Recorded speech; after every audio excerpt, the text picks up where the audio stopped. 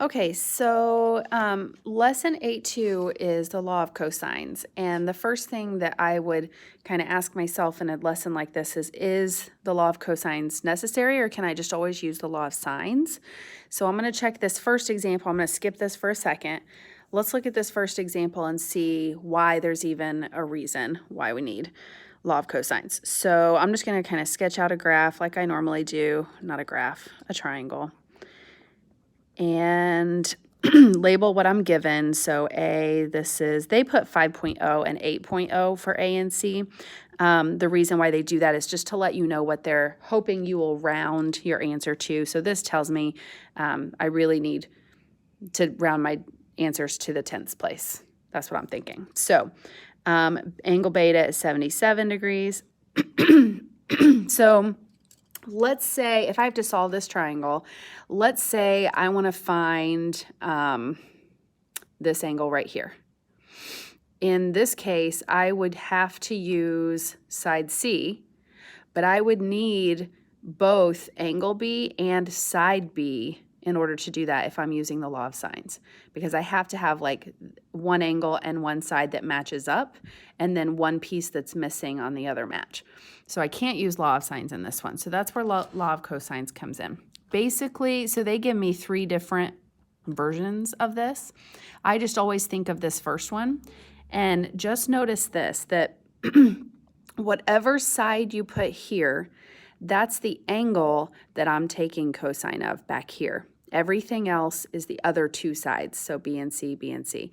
So in this one, B matches up with angle beta right there, and then everything else in here is A and C. This one, side C matches up with gamma, and then I've got A and B in the middle. So you don't have to like memorize all 3 of these, just think about one of them, okay? Okay, so in this one, let's see, the first thing I'm going to think about is what angle do I have? So if I'm going to use this law of cosines, what angle can I take the cosine of? Well, I have angle beta right there. So that means I'm going to start with B. So I'm going to say B squared equals the other 2 angles squared and added together. So I'm going to say 5 squared plus 8 squared, then minus 2 times those 2 angles again. So 2 times 5 times 8 times the cosine of the angle that I have, beta, which was cosine of 77. All right, so I'm going to do all this calculation here. This would be B squared equals 25 plus 64 minus, this would be 80, cosine is 77. So one other thing that I notice people do is they want to take 25 plus 64 minus 80. Don't do that.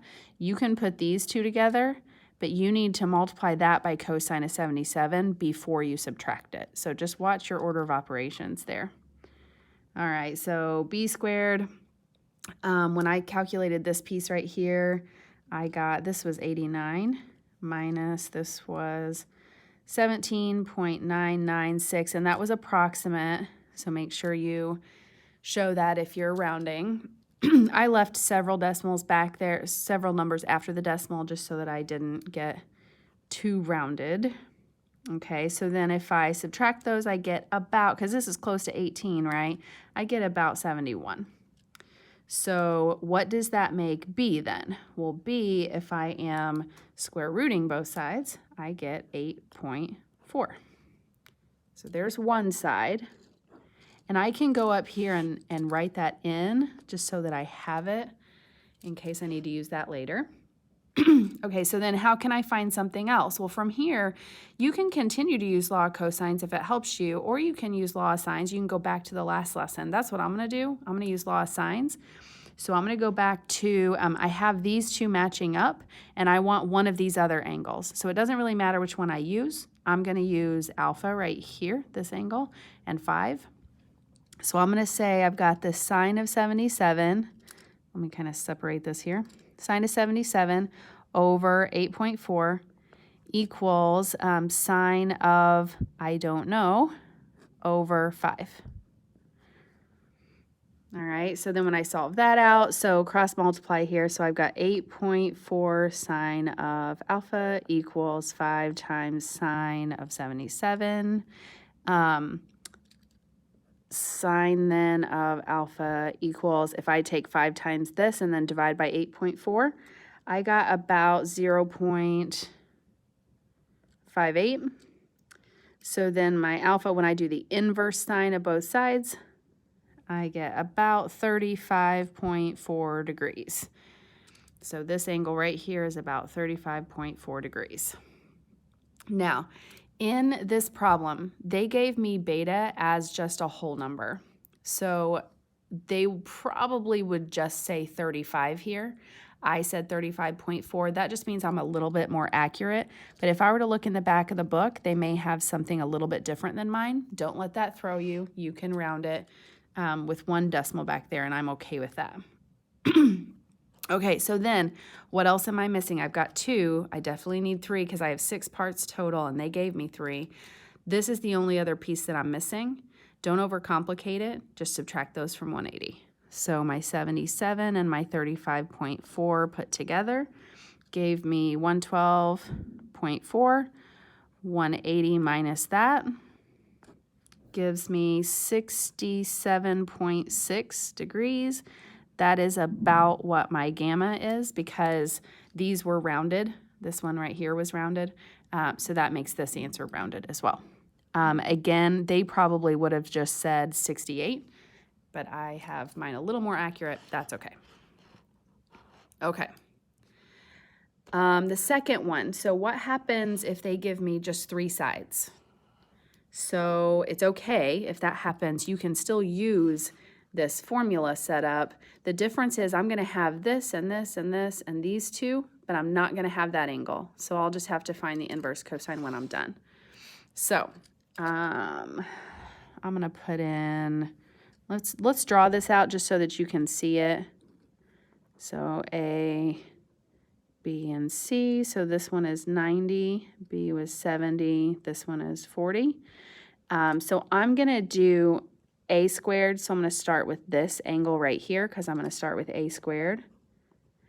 So A squared equals B squared plus C squared minus 2 times B times C times the cosine of alpha, which I don't know.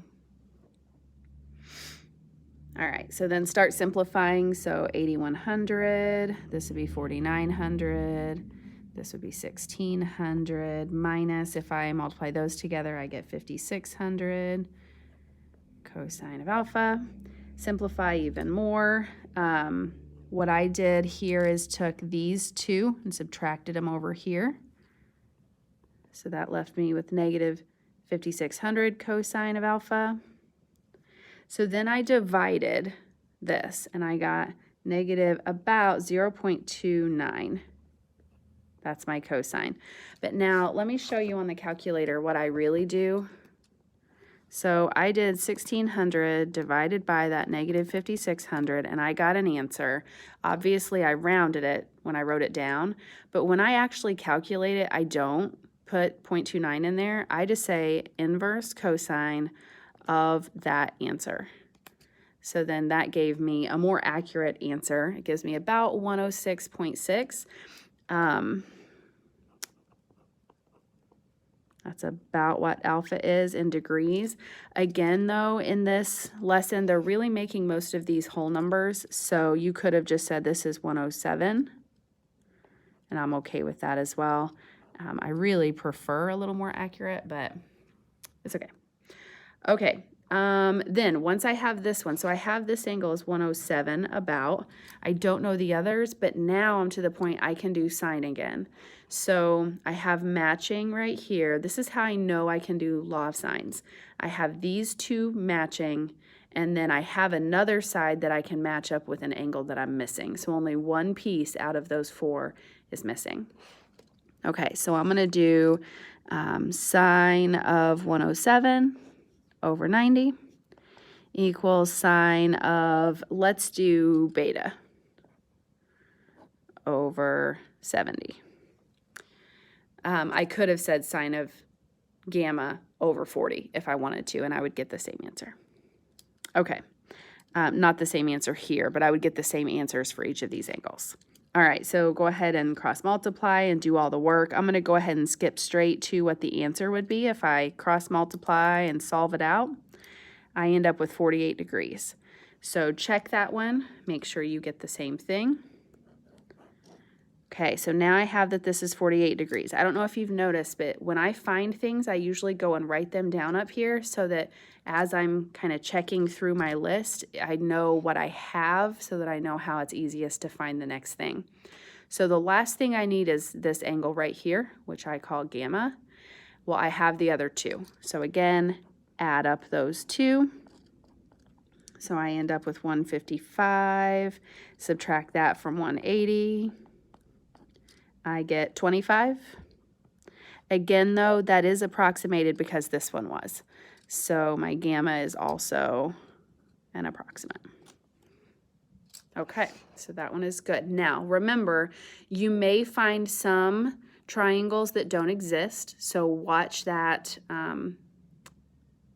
like if sign needs to be between -1 and 1 and those types of things, make sure that you're paying attention to that. Also, maybe on some of them, it's easiest to start with the law of sines and then do law of cosines or something like that. So just be aware that you can use whatever method is best for you and whatever method is possible, okay? Okay, now on some of these, they ask me to find the area of a triangle. So they give me a nice formula that tells me if I have 3 sides here, I can say it's half of A times B times the sine of C. So in this particular case, that's sides A and B times the sine of this angle. So the rule is it's always the two sides that are connecting to that angle you're finding the sine of, okay? So I'm going to write this one out. I'm going to draw a picture so that I can see what I'm talking about here. So this side is 5, this side is 3, this angle is 37. No, ooh, sorry. They're mean on this one, so watch out. Make sure that you're paying attention to this. Let me get rid of this. This is an erasable pen, I promise. It's just not working very well. Okay, so alpha is 37 degrees. So be careful. They don't always give you the one that you need, right? So I have to do a little bit of front work before I can find my area. So the biggest issue that I have here is I really need to find, oh, and I messed this up too, no, I didn't. No, I'm good. Okay, so the issue is I need this angle right here if I'm gonna do these two sides, right? Or I need to find another side over here, then I can do this with this angle, right? So you have options here. You just need to figure out which option is best for you. So what I chose to do, I went a long way around this one. So I'm gonna do it differently than what I did earlier. So if I need an angle and two sides, I could find this side right here.